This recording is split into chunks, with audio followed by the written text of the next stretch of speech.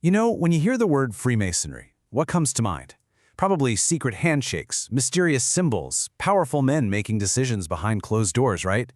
But what if the biggest secret of Freemasonry isn't really a secret at all?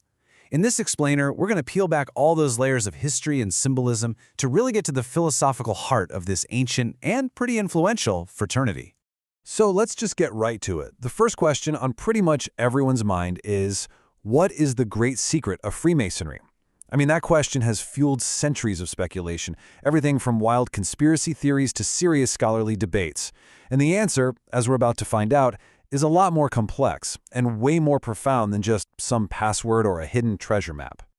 Okay, so to even begin to understand this, we have to get one really important distinction straight. Freemasonry is not a secret society. It's what's called a society with secrets. You see, its existence is totally public. Their meeting places are often clearly marked buildings, and in many countries, you can even look up their membership lists. The secrecy is all about how they teach, not about what their mission is. And this difference is absolutely key, right? A secret society, they operate in the shadows. Their existence, their goals, it's all hidden. But a society with secrets, like the Masons, has a public face. Their goals are stated openly. They're all about being moral and charitable. The privacy they keep isn't about hiding their purpose. It's about protecting the very personal experience of their symbolic teachings and the bonds that are formed inside the lodge. So where did this whole idea of private teachings even come from? Well, it actually has its roots in the very origins of the craft itself. To really get the secrets of modern Freemasonry, we have to go way back to a time when its members weren't philosophers, but were the actual, literal builders of Europe's incredible stone cathedrals. The whole story of Freemasonry is really this incredible pivot from one thing to another. You had operative masonry, the craft of medieval stoneworkers. Their secrets were practical trade secrets, the geometry and techniques needed to build these massive structures. But over time, that evolved into speculative masonry. The tools and the language of the stonemason became symbols. The focus wasn't on building physical cathedrals anymore, but on building a metaphorical temple of humanity, a better society built on virtue and knowledge. And you can actually see this change happening over time. You look at early documents like the Halliwell and Cook manuscripts, and yeah, they're mostly rule books for stonemasons, but you can already see the beginnings of a moral code. Then, in the 17th century, lodges started accepting gentlemen masons, guys who weren't builders by trade, and that really shifted the focus toward philosophy. This all led up to 1717, when the first Grand Lodge was formed in London, and that's really the official birth of the modern, speculative Freemasonry we know today. All right, so how does modern Freemasonry actually teach all this philosophical stuff?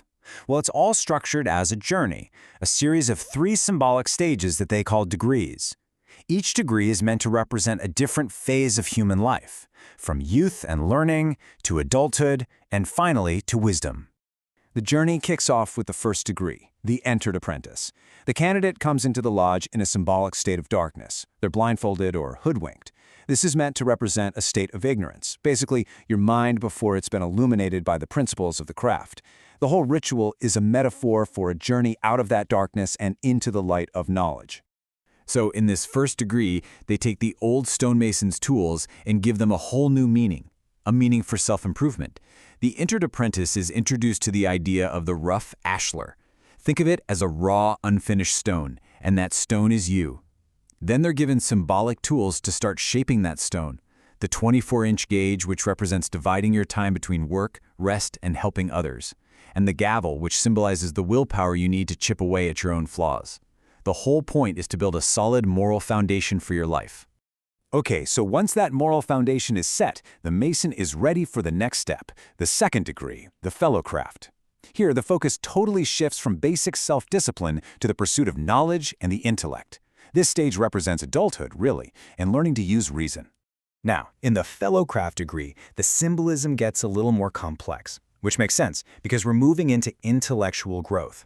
The candidate learns about the 2 famous pillars from King Solomon's temple, Boaz and Jachin, which stand for the balance between strength and establishment.